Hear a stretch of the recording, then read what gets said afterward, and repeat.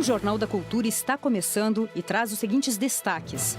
Pesquisa revela: maioria da população acha péssima para o governo a saída de Sérgio Moro do Ministério da Justiça e Segurança Pública. Mensagens divulgadas pelo ex-ministro revelam intenção de Bolsonaro de interferir na Polícia Federal. Deputada do PSL sugeriu que Moro aceitasse mudança na Polícia Federal em troca de nomeação para o STF. Pesquisas sobre o coronavírus chegam aos milhões no Google. Todo mundo tem uma dúvida. Boeing desiste da fusão com a Embraer. Empresa brasileira alega prejuízos e vai à justiça. O observatório captura o momento em que um meteorito acelera no céu noturno antes de explodir e cair. Olá, boa noite. Hoje na bancada temos o economista e professor da FGV, Gésner Oliveira, e o empresário Emerson Capaz. E lembrando que você pode fazer comentários pelo Twitter na hashtag Jornal da Cultura. Pesquisa XP e PESP avaliam o impacto da saída de Sérgio Moro do Ministério da Justiça.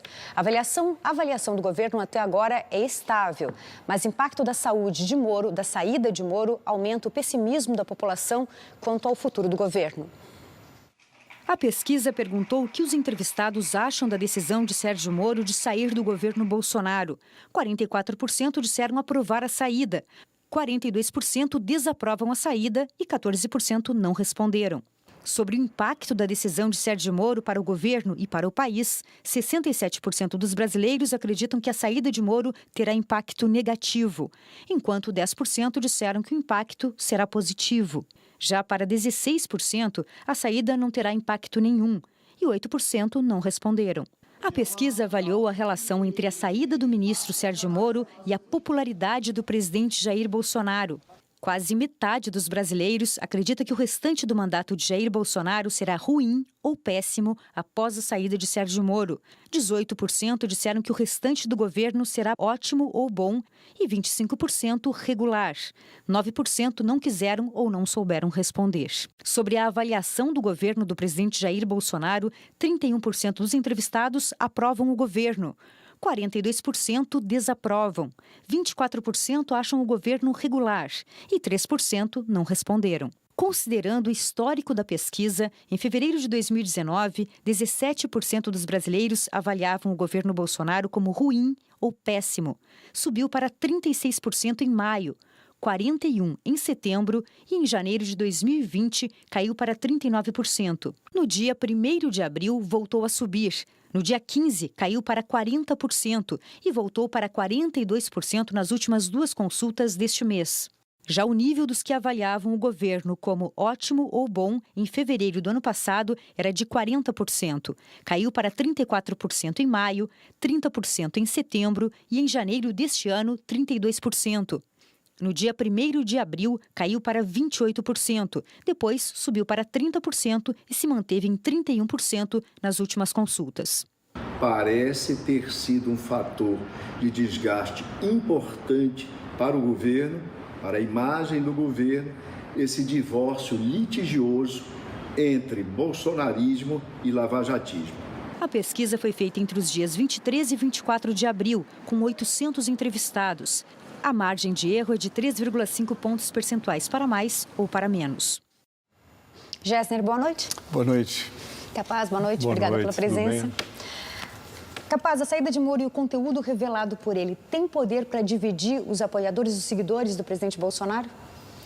Eu acho que tem e já está dividindo. Na verdade, se você olhar hoje os twitters, as postagens, uma avaliação feita de postagens desde que saiu o ex-ministro Moro até hoje, a família Bolsonaro, o Carlos, o Eduardo e o Flávio, perderam 86 mil seguidores. O Bolsonaro sozinho perdeu 48.500. E, em contrário a isso, o ex-ministro Moro ganhou 160 mil novos seguidores. Isso mostra que a rede começou a entender melhor o que está em jogo no governo. No fundo, essa pesquisa mostra, obviamente, que ele ainda tem uma massa crítica muito grande, ele ainda tem uma coisa que não dá para se menosprezar, mas isso vem consistentemente caindo. E se você pegar a questão dos regulares, né, regular mais ruim e péssimo, você tem quase 70%. Então, O que acontece agora é que, na verdade, porque se nós avaliarmos, quem deu grande credibilidade para esse governo no início foi o ministro Moro. Quem transferiu a maior credibilidade para este governo em termos de combate à corrupção, acabar com o favoritismo, não ter troca-troca, foi o ministro Moro. Na economia, o ministro Guedes. Quando você olha agora e vê sair o pilar da criatividade dele, isso é um desastre para o governo como um todo. Gessner, outra crise posta é a ministerial, né? Os ministros Paulo Guedes da Economia e Tereza Cristina da Agricultura estão no radar da família Bolsonaro e isso sempre é um perigo, né? Se as especulações confirmarem, os dois deixarem o governo, isso jogaria o Brasil em que situação? Uma situação muito ruim. Na verdade, com a saída do Moro, como o Capaz levantou, já houve um impacto muito forte, né? Já houve um impacto muito forte porque se percebeu imediatamente que o governo perdeu um selo de qualidade, perdeu um selo de integridade, perdeu parte da sua base de apoio e, consequentemente, ficou mais fraco. E, consequentemente, a agenda econômica fica mais bloqueada ainda. Seja a agenda das reformas, que era do início do governo, seja o mais emergencial, o pacote antipandemia. Aliás, a gente precisa lembrar que estamos vivendo a maior crise sanitária desde a crise espanhola, desde 100 anos. Então, isso foi perdido. O que o mercado começou a olhar na sexta-feira é, qual o rumo da política econômica daqui para frente? Isso aqui continua desconhecido e continua desconhecido também qual será a força de um dos superministros, o ministro Paulo Guedes, depois desse episódio. Qual será a força de uma ministra que representa talvez um dos pilares da economia brasileira, que é o agronegócio, depois desse episódio. Então, certamente houve um impacto muito grande sobre as expectativas e hoje há uma apreensão. É preciso que o governo dê um sinal inequívoco de, qual será a política econômica, 2, de mandato para aqueles que realmente têm que tocar a política. Capaz, a recente aproximação do presidente com os parlamentares do Centrão, inclusive com afagos ali, no melhor estilo toma lá da cá, é claro, fica evidente que é uma tentativa de evitar uma abertura de processo de impeachment. Como é que se garante a lealdade desses deputados do centro? Então, se nós avaliarmos, essa aproximação com o Centrão aconteceu um pouquinho antes, na pressão que ele já vinha fazendo em cima do ministro Moro para mexer na questão da Polícia Federal. Ele estava muito incomodado e, obviamente, incomodado com a Polícia Federal porque as investigações estavam chegando perto da família Bolsonaro. Ele começou a perceber que ia ter que mudar. Não tinha condições de deixar o superintendente da Polícia Federal. Com isso, se aproximou do Centrão. Por quê? Porque, na verdade, com o Centrão, ele tenta equilibrar lá na frente um eventual processo de impeachment que, na situação sem Centrão, a base dele era muito pequena na Câmara e no Senado.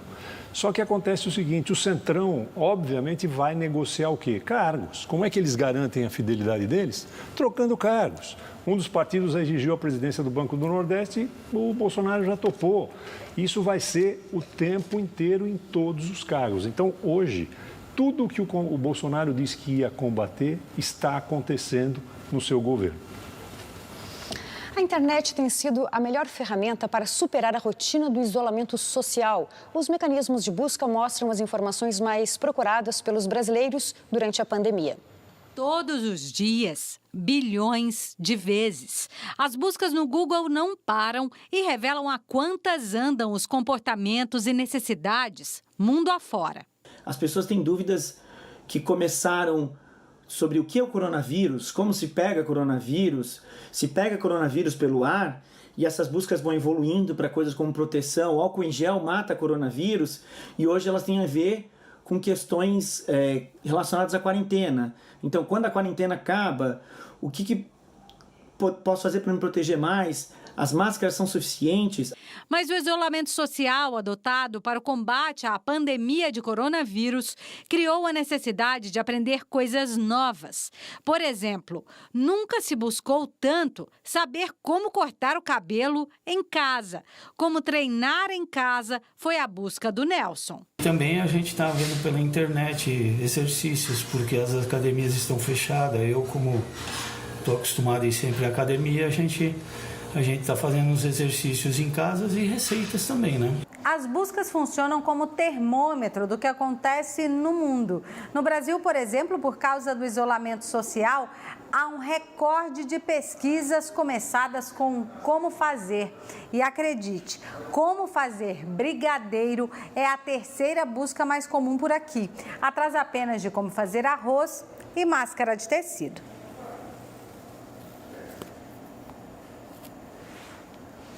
Como fazer pão nunca foi tão pesquisado desde 2004, quando o Google decidiu medir as buscas feitas na internet.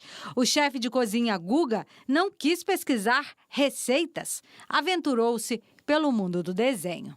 E a internet me ajudou com pesquisa sobre como fazer rosto, um pouco sobre profundidade e até mesmo os próprios desenhos, né? Porque na verdade eu não tenho toda essa criatividade, eu fui atrás, na verdade, de copiar os desenhos. Então a internet me auxiliou muito nesse sentido e para espairecer um pouco a mente, né, para você ocupar nesse momento que nós estamos vivendo. E aí agora a ideia é tentar pintar a casa inteira. Vamos ver se a mulher vai deixar. 25 mil brasileiros contraíram a Covid-19 e se recuperaram. Alguns destes pacientes contaram ao Jornal da Cultura como enfrentaram uma doença que a medicina ainda está conhecendo os detalhes. Foi só chegar da Europa e os sintomas de Carolina começaram a aparecer. Aquela leve dor de cabeça, uma sensação um pouco de cabeça pesada, nariz escorrendo, bem congestionado, assim, eu tive bastante diarreia também. Na segunda, eu já estava com bastante dificuldade para respirar. Na terça-feira, eu já comecei a ter muita sensação de desmaio, já tinha dificuldade de realizar atividades básicas. Toda vez que eu ficava de pé, eu tinha uma sensação de desmaio muito intensa, então eu não conseguia respirar direito, bastante falta de ar, bastante dificuldade para respirar, e aí meu médico preferiu me internar. Era a Covid-19 e no hospital ela viveu dias de dor e solidão. Meus pais, a minha irmã, alguns amigos me ligavam para falar via chamada de vídeo, mas eu não conseguia. Quando você já está doente, você já tem aquela sensação de que você precisa um pouco mais de cuidado e tudo, e aí você tem que ficar completamente sozinha. Foi muito ruim. O médico José Eduardo também teve Covid-19. Eu tinha só uma febre que era praticamente diária, mais ou menos no mesmo horário, todo dia, um pouquinho de falta de apetite, uma náusea, que é um enjoozinho,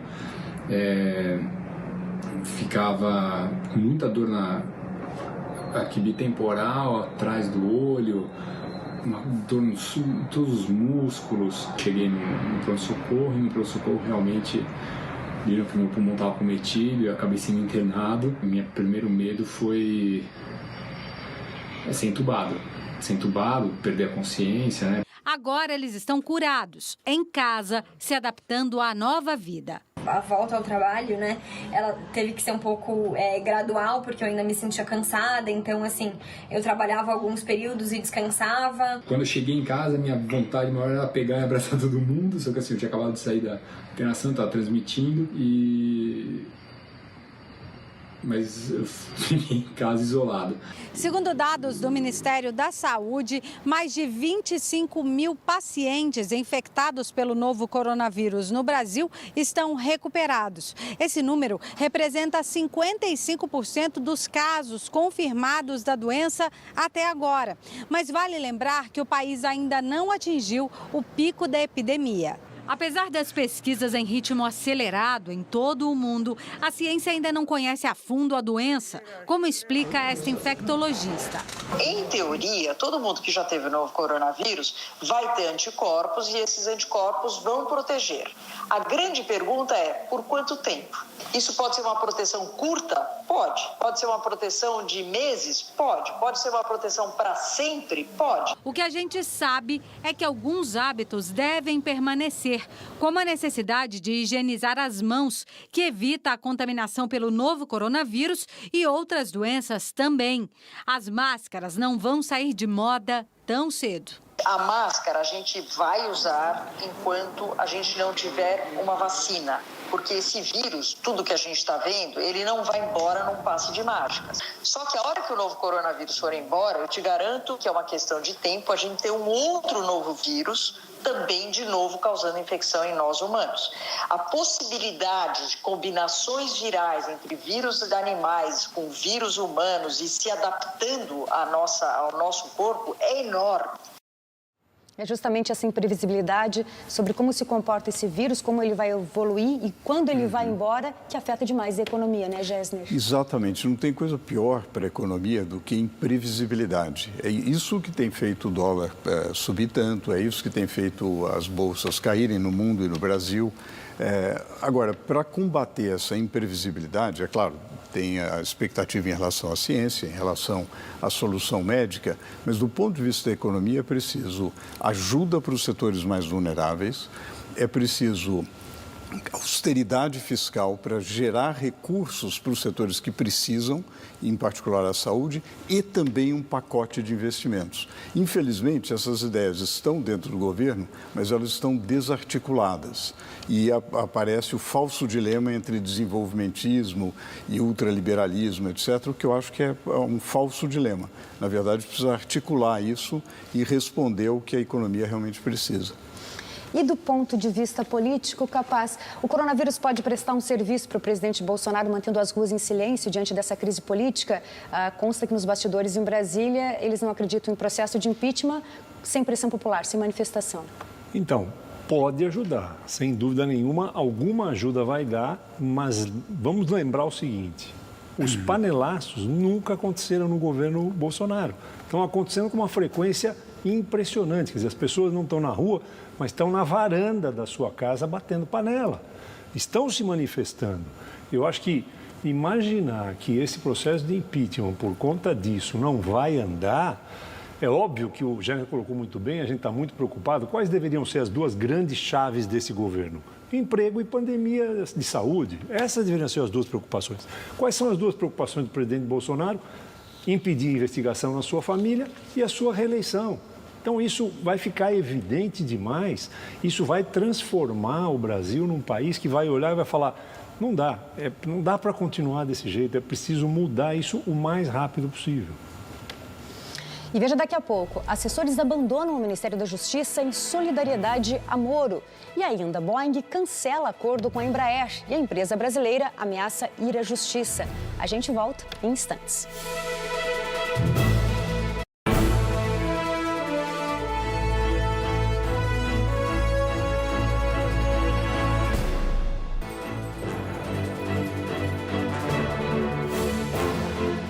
Demissão de Sérgio Moro, o presidente Jair Bolsonaro retoma a ideia de dividir o Ministério da Justiça em duas pastas. 3 secretários do Ministério põem cargos à disposição em solidariedade a Moro. O secretário nacional de Justiça, Vladimir Passos de Freitas, o secretário de Operações Integradas, Rosalvo Franco, e Luciano Tim, secretário nacional do Consumidor, anunciaram neste sábado que não pretendem permanecer no ministério após a saída de Sérgio Moro. Em rede social, Tim manifestou absoluta e irrestrita solidariedade ao ex-ministro. Hoje, continuavam repercutindo as mensagens divulgadas pelo ex-ministro Sérgio Moro, que revelam as intenções de Bolsonaro de promover mudanças na Polícia Federal em reação a investigações sobre políticos ligados ao governo. Numa das mensagens, o presidente enviou um link a Moro reproduzindo informação de que a PF estava na cola de 12 deputados bolsonaristas. E o presidente escreveu, mais um motivo para a troca, ou seja, no comando da Polícia Federal. Em outra conversa, a deputada federal Carla Zambelli, do PSL, sugere que Moro deveria permanecer no governo e aceitar a demissão do diretor-geral da PF. Em troca, ele seria nomeado ministro do STF. E Moro responde, não estou à venda.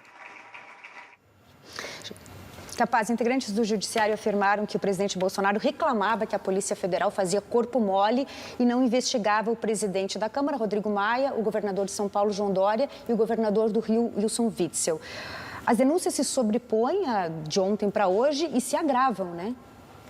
Na verdade, não tinha, porque essas investigações, e o Moro respondeu isso, acho que numa das comunicações dele, essas investigações não poderiam acontecer na Polícia Federal, porque estavam já no Supremo. Não tinha como a Polícia Federal ou bloquear ou fazer, porque eram pessoas que tinham representação, mandato e tudo, e as investigações, portanto, deveriam transcorrer no Supremo como estavam transcorrendo. E essa insistência era, na verdade, na minha opinião, um certo desespero de querer que as coisas andassem sem que pudesse ter uma interferência. E, obviamente, a Polícia Federal vai reagir, toda a equipe da Polícia Federal, todos os delegados estaduais vão reagir muito a depender da nomeação. Se for uma nomeação que der a entender que é uma pessoa muito próxima da família Bolsonaro, isso vai provocar um estresse muito grande dentro da corporação, eu não tenho a menor dúvida. Gessner, o número de políticos e instituições pedindo a devida apuração dessas graves denúncias feitas pelo ex-ministro Sérgio Moro não param de crescer. Prefeitos, hoje foram prefeitos, governadores e até órgãos internacionais como a OCDE, o que coloca pressão, para a Procuradoria-Geral da República avançar com essa investigação. A expectativa é que haja transparência. Aliás, isso fazia parte do discurso e tem que fazer parte do discurso. A expectativa é que você investigue. Se há questões, se há suspeitas, se há indícios, eles precisam ser investigados. Entidades internacionais como a OCDE zelam pela boa qualidade da política, das políticas públicas em geral e da transparência em particular. Então, é natural que haja uma demanda por investigação, que se apure em todos os fatos. E as coisas não param de se complicar para o presidente Jair Bolsonaro. A possível indicação do atual diretor da ABIN, a Agência Brasileira de Inteligência, para o comando da Polícia Federal pode se tornar uma nova fonte de problemas. Em entrevista ao Roda Viva, em março deste ano, o ex-ministro Gustavo Bebiano afirmou que alertou o governo sobre o risco de uma ABIN paralela. A fabricação dessas notícias falsas, isso tudo, isso não pode estar dentro do Palácio. Isso pode dar um impeachment. O senhor que tem tanto medo de impeachment vai deixar que isso se instale aqui, mas a pressão que o Carlos Bolsonaro faz é tão grande e o presidente não consegue se contrapor ao filho. Ele não consegue, é como aquela criança que quer um presente no shopping, não ganha e sai rolando pelo chão, esperneando, e o pai não tem pulso suficiente para dar um basta naquilo. Então é mais ou menos o que acontece. Por quê? Um belo dia o Carlos me aparece com o nome de um delegado federal e de 3 agentes, que seria uma ABIN paralela, porque ele não confiava na ABIN. O general Heleno foi chamado, ficou preocupado com aquilo, mas o general Heleno não é de confrontos, e o assunto acabou ali com o general Santos Cruz e comigo, e nós aconselhamos ao presidente que não fizesse aquilo de maneira alguma, porque é muito pior que o gabinete do ódio, aquilo também seria motivos para impeachment. A Polícia Federal teria identificado o vereador do Rio de Janeiro, Carlos Bolsonaro, filho do presidente Jair Bolsonaro, como articulador de um esquema de disseminação de notícias falsas.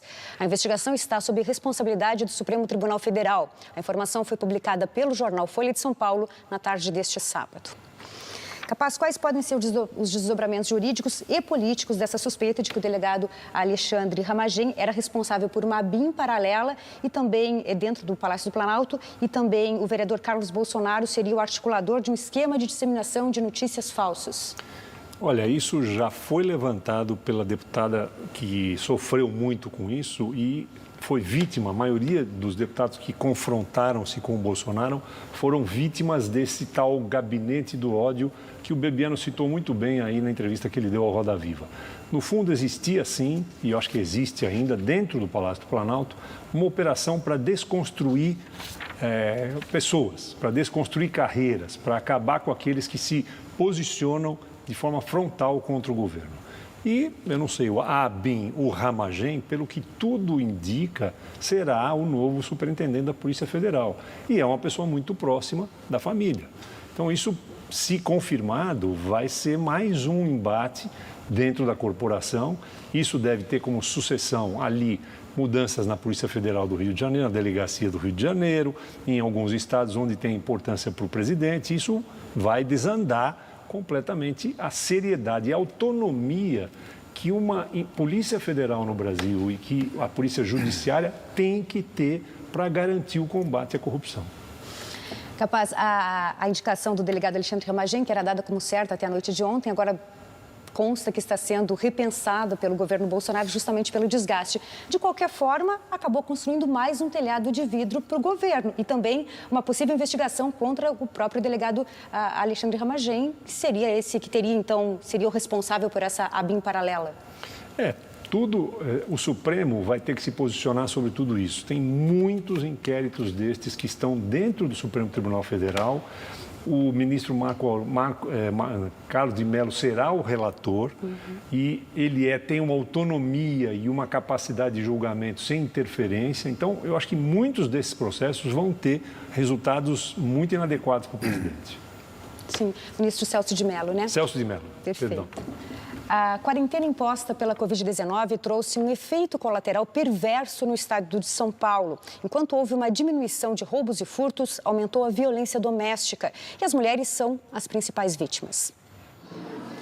Ruas vazias e a violência faz morada dentro das casas. No estado de São Paulo, aumentaram 16% os homicídios dolosos, aqueles com intenção de matar, em março deste ano, em relação ao mesmo período do ano passado. É o maior aumento proporcional registrado pela polícia desde janeiro de 2013. Em 2020, foram 296 vítimas, para 255 no ano passado. Segundo a Secretaria de Segurança Pública, todos os casos registrados aconteceram entre conhecidos e familiares. A partir do momento que nós temos esse aumento, isso deve gerar um sinal de alerta para que nós tenhamos todos os órgãos públicos envolvidos nas investigações, nas verificações, principalmente de situações de violência doméstica, porque muitos desses homicídios estão relacionados a situações de violência doméstica, para que os órgãos funcionem devidamente nesse período. De acordo com o governo do estado, os números refletem parte dos efeitos do isolamento social imposto aos paulistas para o combate ao novo coronavírus. Se a população está mais em casa, cresceu também a violência contra a mulher. Os feminicídios aumentaram 46%, foram de 13 para 19%. As mulheres hoje elas estão procurando plataformas digitais para fazer essas denúncias. Por quê? Porque os organismos que costumam dar proteção para elas estão com um movimento restrito. Mas a gente tem que frisar que hoje elas podem fazer o boletim de ocorrência online e através do boletim de ocorrência online ela também pode pedir medida protetiva de urgência e se colocar em segurança. Já a violência patrimonial caiu. A queda registrada nos furtos foi de 31%, o roubo de veículos, 21%. Ainda segundo dados do governo estadual, mais de 1.300 pessoas morreram pela Covid-19 em São Paulo no intervalo de 38 dias, o triplo das ocorrências de homicídios no mesmo período do ano passado. Por enquanto, o vírus mata mais do que a violência.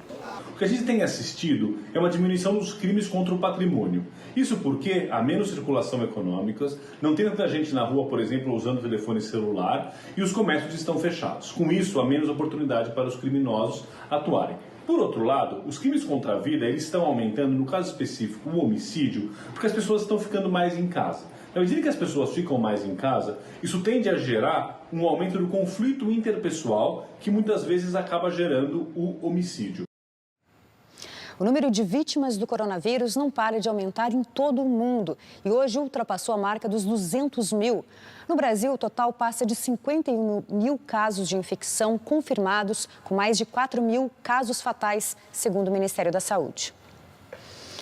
E na economia, a Boeing desiste do acordo de fusão com a Embraer e a empresa brasileira ameaça processar a gigante norte-americana. A Boeing anunciou neste sábado a rescisão do acordo que daria a ela o controle sobre a divisão de aviação comercial da Embraer. Avaliado em mais de 5 bilhões de dólares, o acordo previa a criação de uma empresa conjunta, que ficaria sob o comando da Boeing, mas não iria incluir o setor de aviação militar. A empresa norte-americana acusou a Embraer de não ter atendido às condições necessárias para a conclusão das negociações. A Embraer rejeita essa versão, garante ter cumprido a sua parte e alerta que tomará medidas cabíveis por conta de prejuízos sofridos. Gessner, a pandemia pode ter sido a causa para o final desse acordo?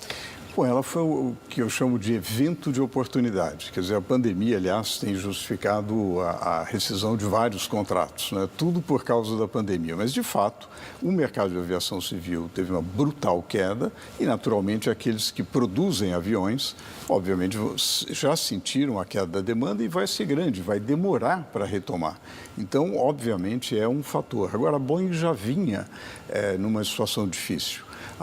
Toda a dificuldade com o 737 MAX, que houve acidente, está parado, não está voando, etc. Financeiramente, a Boeing já tinha problemas.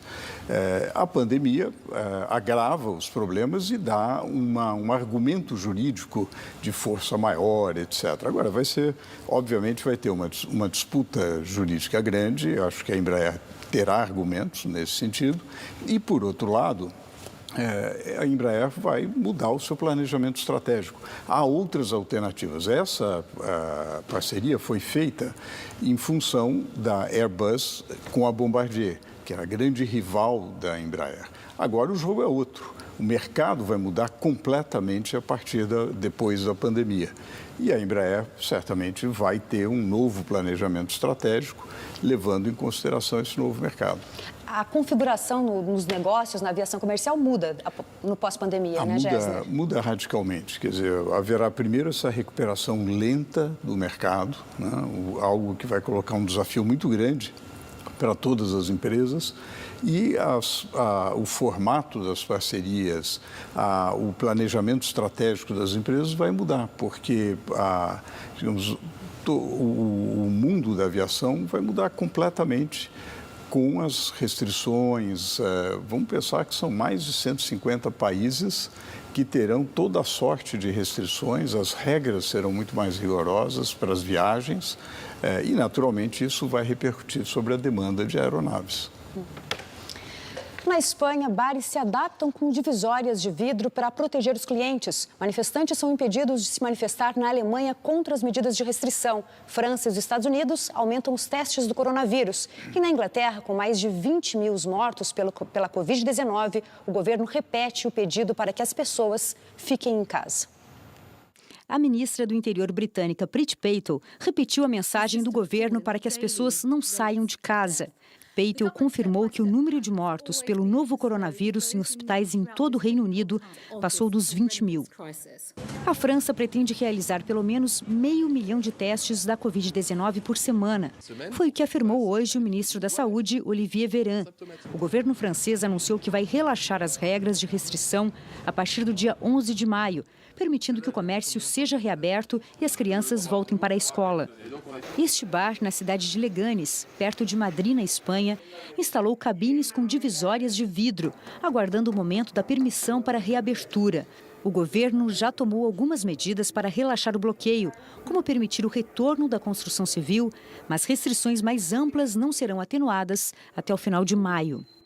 O governador do estado de Nova York, Andrew Cuomo, disse que a cidade de Nova York começa a realizar testes de anticorpos para funcionários de 4 hospitais mais afetados pela pandemia de coronavírus.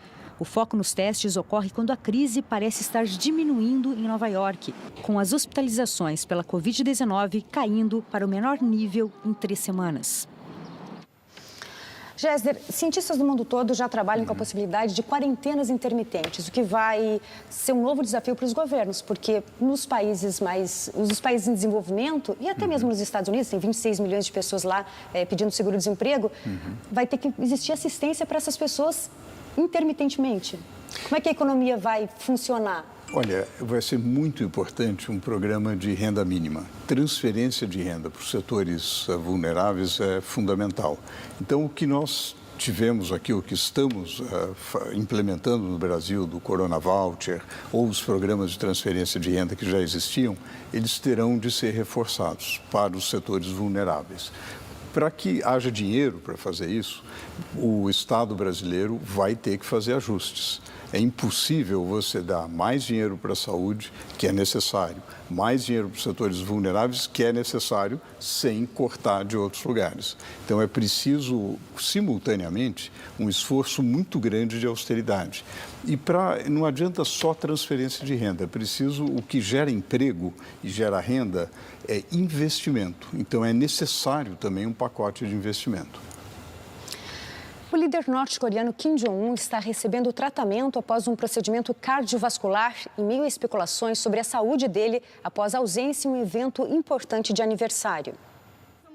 A Coreia do Norte marcou o aniversário de seu fundador e avô de Kim Jong-un, Kim Il-sung, como feriado nacional em 15 de abril, mas o líder norte-coreano não foi visto.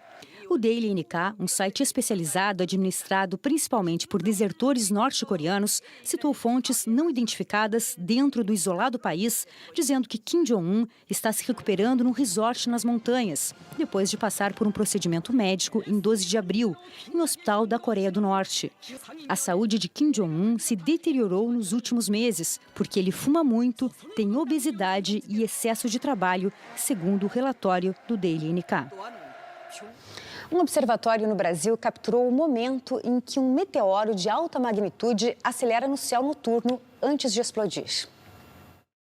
Segundo relatos, o meteorito explodiu na quinta-feira, na região das Hortênsias, parte da Serra Gaúcha, no Rio Grande do Sul, e não faz parte da chuva de meteoros que acontece até este sábado. Segundo o professor Carlos Fernando Jung, do Observatório Espacial Heller e Jung, o meteorito entrou na atmosfera a uma altitude de 106,4 quilômetros e explodiu a 67,1 quilômetros acima das cidades de Nova Petrópolis, Canela e Gramado. Mesmo com um brilho intenso ao explodir, nenhum dano causado pelo meteorito foi relatado. E veja daqui a pouco, a ascensão e queda de Sérgio Moro. Abandonou uma carreira de 22 anos como juiz e caiu numa armadilha. E ainda, a partir de segunda-feira, 3,5 milhões de estudantes das escolas estaduais paulistas terão aulas virtuais. A gente volta rapidinho.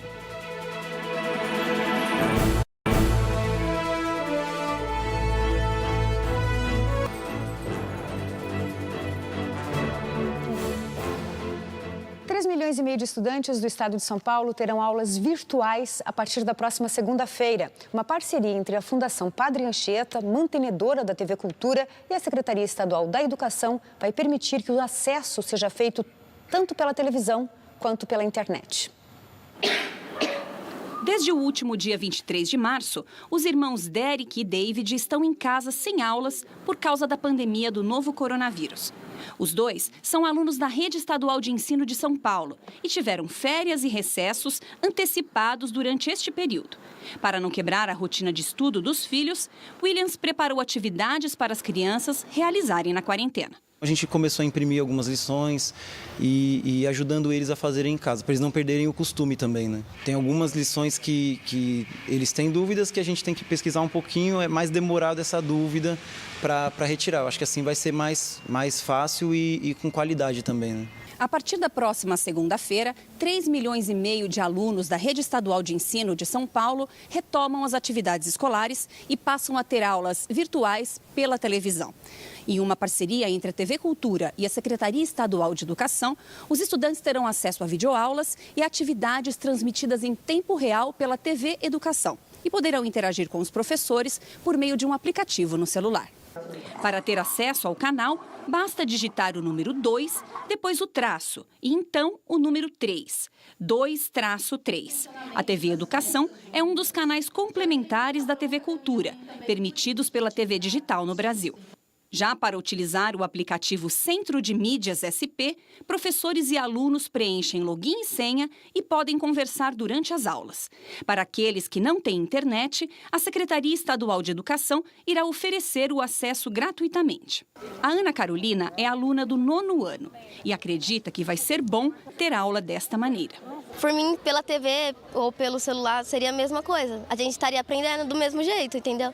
Para esta educadora, utilizar a TV para levar educação às crianças neste momento é algo muito positivo. A TV é um aparelho muito poderoso hoje, elas têm acesso a qualquer casa praticamente, todos têm acesso à televisão, então eu vejo com muito bons olhos a educação, usar a ferramenta da televisão em aulas diárias, onde os alunos podem acessar estas aulas em tempo real. Essa pandemia vai acabar e quando ela acabar, nós estamos prontas para poder continuar aprendendo. A Larissa está empolgada com a volta às aulas e nos conta do que mais sentiu falta neste período sem ir à escola. Dos professores, né, que eles sempre estão ali para ensinar, né, que mais para frente a gente vai estar precisando disso daí. Agradecemos a presença do economista e professor da FGV, Gessner Oliveira, e do empresário Emerson Capaz. Senhores, boa noite. Obrigada. Boa noite. Boa noite. E o Jornal da Cultura prossegue agora com uma edição especial sobre a trajetória do ex-ministro Sérgio Moro. Ao abandonar o cargo de juiz federal sem direito à volta, Sérgio Moro certamente não contava com essa armadilha do destino. Quando aceitou o cargo de ministro da Justiça, o presidente Jair Bolsonaro lhe prometeu carta branca e total autonomia. Mas nos meses em que passou no cargo, foi atropelado várias vezes pelas decisões do presidente. Até o momento em que, desautorizado publicamente com o afastamento do diretor-geral da Polícia Federal, acabou percebendo de forma mais clara onde estava e o que tinha feito de sua carreira. Neste especial, vamos fazer um breve resumo da trajetória do juiz Sérgio Moro. Depois de passar num concurso público, Moro assumiu um cargo na 13ª Vara Federal em Curitiba, em 1996. Quis o acaso que os processos de um grupo de doleiros que lavava dinheiro numa rede de postos de gasolina fossem cair nas mãos dele. Na época, ninguém imaginava, mas estava começando a maior operação contra a corrupção na história do país. Graduado em Direito pela Universidade Estadual de Maringá, Sérgio Moro concluiu mestrado e doutorado na Universidade Federal do Paraná e logo se especializou em crimes financeiros. Seu primeiro caso na área foi o escândalo do Banestado, que envolvia o envio de remessas ilegais de dinheiro desviado de cofres públicos para o exterior, especialmente os Estados Unidos. Mais tarde, Moro trabalhou como auxiliar da ministra Rosa Weber durante o julgamento dos crimes do Mensalão, o caso que consistia no pagamento de uma propina a parlamentares para que votassem a favor de projetos do Executivo durante o primeiro governo Lula.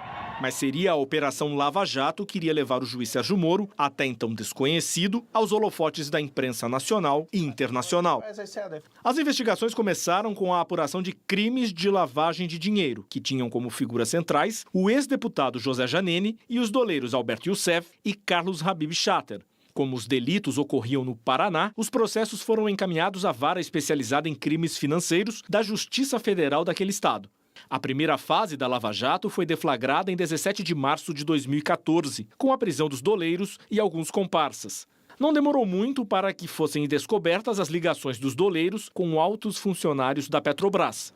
Na segunda fase, em 20 de março, também de 2014, a Polícia Federal cumpria 6 mandados de busca e apreensão no Rio de Janeiro. Um dos presos era Paulo Roberto Costa, ex-diretor de abastecimento da Petrobras, que iria se tornar o primeiro delator a firmar acordo com o Ministério Público Federal, revelando detalhes do desvio de recursos públicos. O esquema consistia em contratos superfaturados com as empreiteiras e o montante cobrado a mais era dividido entre diretores da Petrobras e políticos de diversos partidos, incluindo o PT e seus aliados. Mais tarde, descobriu-se que outros partidos, incluindo o PSDB e MDB, também se beneficiaram. Somente num dos acordos firmados pelo Ministério Público no Paraná, com a construtora Camargo Correia, que envolvia Paulo Roberto Costa, foram recuperados 721 milhões de reais para os cofres públicos. Além disso, o ex-diretor também tinha depósitos na Suíça, que foram confiscados pelo governo suíço e devolvidos ao governo brasileiro, mas não integralmente. O que nem o juiz Sérgio Moro, nem os procuradores do Ministério Público Federal esperavam era que tanta gente importante estivesse envolvida no esquema de propinas. Vamos começar pelos políticos, que acabaram sendo presos ou denunciados por envolvimento no esquema. Eduardo Cunha, do MDB, ex-presidente da Câmara dos Deputados, acusado de receber propinas. Ficou preso em Curitiba, mas recentemente acabou sendo libertado provisoriamente por conta do coronavírus. Renan Calheiros, ex-presidente do Senado, é envolvido em diversos processos e acusado de receber dinheiro desviado de contratos da Transpetro, subsidiária da Petrobras. Delcídio do Amaral, senador do PT, preso em pleno mandato, também é acusado de receber dinheiro do Petrolão e de tentar obstruir as investigações. Gleisi Hoffmann, senadora pelo PT, acusada de receber 1 milhão do esquema para sua campanha ao Senado em 2010. Lindenberg Farias, senador pelo PT, acusado de receber 2 milhões e 600 mil. Antônio Palocci, José Dirceu, Luiz Fernando Pezão e Sérgio Cabral são outros que fazem parte da lista de dezenas de políticos envolvidos no esquema do Petrolão e outros desvios de recursos públicos. De acordo com a Polícia Federal, o prejuízo que o esquema de desvios na Petrobras causou aos cofres públicos foi de 42 bilhões de reais. Na medida em que avançavam os processos e as condenações, também se registrava um certo desgaste na imagem do juiz Sérgio Moro. Renato Duque, ex-diretor de serviços da Petrobras, foi preso em 2015 e condenado em 6 processos, totalizando uma pena superior a 70 anos de prisão. Acusado de receber dezenas de milhões de reais em propina, ele ficou famoso por uma frase que pronunciou ao ser preso em sua casa no Rio de Janeiro. "Que país é este?", perguntou aos policiais. Além dele e de Paulo Roberto Costa, outros diretores e gerentes da Petrobras, como Nestor Cerveró, Jorge Zelada e Pedro Barusco, também foram detidos. No caso de Barusco, ex-gerente de serviços, a Lava Jato conseguiu recuperar 97 milhões de dólares que ele tinha guardado em bancos da Suíça. Depois de passar alguns meses preso e de fechar acordo de delação premiada, acabou sendo liberado, com o uso de tornozeleira eletrônica, e passou a aguardar novas decisões da Justiça em sua mansão em Angra dos Reis. Enquanto avançavam as investigações na Petrobras, a Lava Jato acabou chegando à cúpula das grandes empreiteiras nacionais, como a Odebrecht, Camargo Corrêa, Andrade Gutierrez e OAS. Vários de seus diretores foram presos e alguns, para escapar da prisão, fecharam acordos de delação premiada, revelando novos detalhes do esquema de corrupção. Nesse ponto, além da frente em Curitiba, comandada pelo juiz Sérgio Moro, a Lava Jato tinha outras 2 de grande importância. No Rio de Janeiro, com o juiz Marcelo Bretas, e em Brasília, com Valisney de Souza. Com o avanço da operação e das condenações, a imagem do juiz Sérgio Moro passou a sofrer certo desgaste após algumas condenações polêmicas, como a do ex-presidente Lula. Em julho de 2017, Moro condenou Lula a 9 anos e 6 meses de prisão pelos crimes de corrupção passiva e lavagem de dinheiro. Na segunda instância, a pena foi aumentada para 12 anos e 1 mês. Mais tarde, Lula foi condenado a 12 anos e 11 meses, também pela Justiça Federal em Curitiba. Na segunda instância, essa pena foi elevada para 17 anos. No entanto, Lula acabou sendo libertado após 580 dias detido na Polícia Federal em Curitiba, beneficiado por uma decisão do Supremo Tribunal Federal que derrubou a prisão após condenação em segunda instância.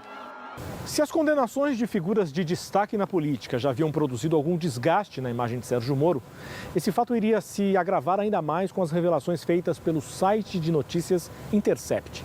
Com base em vazamentos de conversas entre Moro e integrantes do Ministério Público Federal no Paraná, o site apontou suspeitas de interferências indevidas nos processos. A fonte que revelou o conteúdo para o Intercept permanece em segredo. Foram inúmeras as conversas gravadas entre Moro e os procuradores, entre eles Deltan Dallagnol e Carlos Fernando Lima, que estavam na linha de frente da Operação Lava Jato em Curitiba. Nesses contatos, segundo o Intercept, que contou com a colaboração do jornal Folha de São Paulo na divulgação do material, ficou evidente que tanto o juiz como o procurador tentaram induzir os procedimentos visando a condenação dos acusados no escândalo do Petrolão. Tanto Moro como os procuradores sempre negaram qualquer tipo de interferência e argumentaram que as conversas eram normais entre os responsáveis pela apuração e pelos processos. E quanto ao conteúdo, no que diz respeito à minha pessoa, não veio novidade demais. Era o mês de novembro de 2018 quando Sérgio Moro encerrou uma carreira de 22 anos de juiz federal. Ele aceitou o cargo de ministro da Justiça e Segurança Pública, oferecido pelo então presidente eleito Jair Bolsonaro, e acreditou nas promessas que ouviu. Em 1º de janeiro de 2019, Sérgio Moro assumia o Ministério da Justiça e Segurança Pública, com o compromisso declarado de Bolsonaro de que teria carta branca e não haveria interferências de caráter político em seu ministério. O presidente também assegurou a Moro que ele poderia prosseguir na luta contra a corrupção, simbolizada pela Operação Lava Jato. O namoro durou pouco e logo começaram os conflitos. Pressionado pelo clã familiar e por aliados políticos envolvidos em denúncias de corrupção, Bolsonaro tentou, por diversas vezes, interferir na condução dos assuntos da Polícia Federal. Um de seus alvos era sempre o ex-diretor da PF, Maurício Valeixo. As coisas se complicaram ainda mais após uma operação de busca e apreensão lançada pelo Ministério Público no Rio de Janeiro em endereços ligados a Fabrício Queiroz, ex-assessor do então deputado estadual Flávio Bolsonaro e amigo há décadas do presidente. Queiroz é investigado pelo então Conselho de Controle de Atividades Financeiras, o antigo COAF, órgão que atuava na prevenção e combate à lavagem de dinheiro e que identificou várias transações suspeitas feitas por ele. Entre outras, a existência da chamada rachadinha no gabinete de Flávio Bolsonaro, na Assembleia Legislativa do Rio. O esquema consiste na devolução de parte dos salários dos assessores parlamentares para os políticos que os empregam. A apuração resultou numa batalha judicial que foi parar no STF e provocou um efeito cascata que paralisou mais de 700 investigações e ações penais no país, envolvendo até o crime organizado, o tráfico de drogas, além de corrupção. Na esteira de tudo isso, Bolsonaro resolveu acabar com o COAF e criou outro órgão, a UIF, Unidade de Inteligência Financeira, mas fora da alçada do Ministério da Justiça, esvaziando a pasta de Moro. Em 4 convocações, Fabrício Queiroz se recusou a prestar esclarecimentos ao Ministério Público. Só na 5ª intimação ele respondeu por escrito que sempre agiu de forma lícita. Mas agora o processo, que estava parado no STF, terá novo andamento por decisão do ministro Marco Aurélio Mello.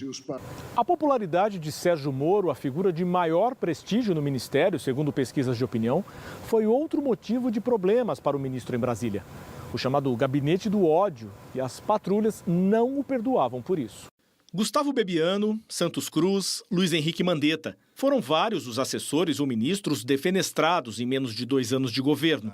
No caso de Mandetta, ele passou a incomodar o presidente e seu entorno quando ganhou prestígio e notoriedade, pela forma como vinha conduzindo o combate contra o novo coronavírus. Não durou muito, foi demitido, tornando-se o primeiro caso na história do país de um ministro afastado porque vinha exercendo suas funções com competência. Eu não sou publicitário, Já faz tempo que as pesquisas também indicavam que Sérgio Moro era o ministro mais popular do governo e de maior aceitação entre a opinião pública.